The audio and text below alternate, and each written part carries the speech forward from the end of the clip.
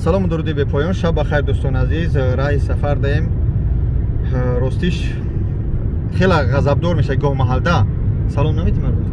سلام علیکم برادر. آدم نگهبون تو باشه. شریل برادر توش تاکسی.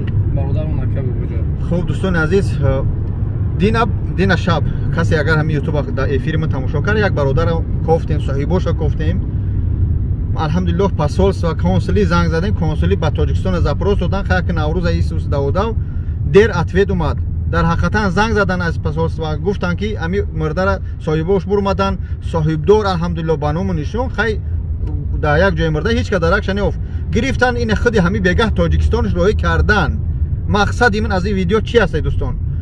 بخش که کمک بار زدگی مقصد از این ویدیو که مراجعتم به هم برادرها، یعنی که بخشش که 20 تلفن میجیم به بلاگرها را در نظر دارم. بعضیش در ناخونکده برای یک پرسموتر یا که چی اینستاگرام میشنه، تیک تاک میشنه، یوتیوب میشنه، برادرها که ما را تماشا میکنه یا که تماشابین هسته، از شما خواهش میکنم که یک سه یک پاسپورت اول انیقش کنی، دقیقش کنی. آیا از کجا اومد، همین سرچشمه، هم صورت یا پاسپورت.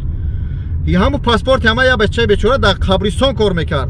با ما را زنگ زد، به کارخونه ما را التماس کرد. خیلی مقصد خواهش کرد همچون برادر مسلمان ما خواستیم افیر دور اومدیم نشید پاسپورت زنگ زدیم. همه دنیا شروع کردن. برادرها خسته دمش رحمت کنه پدر تو کسی رفتن با پیش مردار احمد زنگ زدن که برادرم خیلی امروز دیر شده چیکار کنیم. خیلی گفتیم سوما جمع گیری میریم روی میکنیم که با نوازی برادر گفت که سوما با برادر نگینس که هم خیلی گفت درونشا جمع گیر کردن رحمت کنه پدر شو رویش کردن صاحبیش کردن.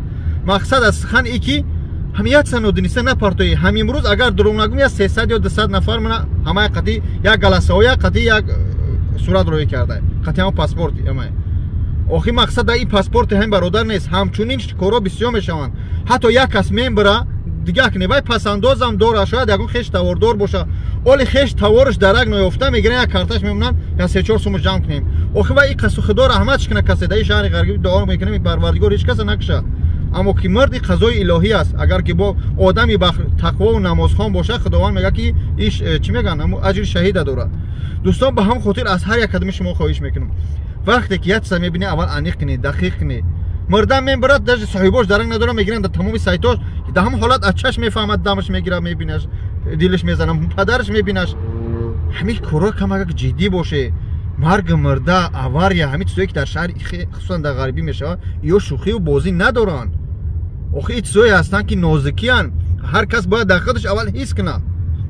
بعضی برادرای خطاکاری که ما خدا که هدایت چون کنه میگیریم در یوتیوب میمونیم که بچه‌ها ماشین کنن یا خیلی و خیلن ما تحقیق میکنیم، انیق میکنیم، قطعشون صحبت میکنیم، میبینیم که میگذرونن، یعنی که چرس چور بعد تخچو کمتر میتری میگیرن، بعد میگیریم در یوتیوب میمونیم میگیم این خیلی که جذاب شما. اما مقصد از این مو شرمنده کردن یک کس نیست. مقصد از این که اصلاح شون تا دیگرها ببینن همین کارا رو غیج نکنن، چی راهش نباشن. با هم خودتون دوستان احتیاط باشید همین کارا. با همین کارا احتیاط باشید دوستان. این حاضر اگه خود پیش از همین افیر کردن این ویدیو کردن من با هم پاسپورت پرفتن اکم یا استوریز که التماس این بچه صاحبه وقت اول بفهم ایگی جا اومده همه خدا هیچ من چیزی کم نداره بچه‌ها. همون ویدیو را یکم با من زنگ زد بعد تو کنم روشه فهمیدم. خیلی اول یک ویدیو کنم، یا ویدیوش کردم هم یکم ویدیویی که خودمون کردیم. مقصد هم با خود گفتیم تا چی میگیم حالا نگهبون شو. با هم خاطر برادرها بچه‌ای که با کارهای همین سایت‌های اجتماعی سر کار داره با حیات مردم بازی نکنی. خدا نشونتون مثلا کارا نشونه تا هیچ کسا میبخشه. خواهر مادر هم داریم. زن یک کس خیلی خطا کنه، یگان برادر خطا مینه، در یگان جو زینو مینه، یگان دزدی مینه، یگان مقام لقم میکنه. حتی در برای پرسموتر میگیره. شما میدونید که پرسموتر یگان سوم نمیگیره. اشتباهی با بعضیش متاسفانه برای که سایت پیش میره کارو خیر میگیره. کار خیر از با غیج او مختبه کنکورس باشم خیر کنشده به هیچ کار ندارم. چی میگن خمار باز هم خیر کنشده، یعنی خیرانی میگیره چیزی خیجش تو بی پرسموتر بگیره. تحقیق کنی، انیق کنی، کسالیای پول با آموزش، یعنی که دکومیتوش بگیری همه طرفا با آموزش. همه در حقیقتا کسالای بعضی کسالیایی که مادرزاد هم به شفا نمیومد تماما و یا زبر کردن ممکن است. با اون خاطر همه شما را در حق دعا میکنم. در حق ما هم دعاگو باشه. در این سفر هستیم ان شاء الله. فقط ویدیو سخت میبره، ویدیو سورپرایز میبره.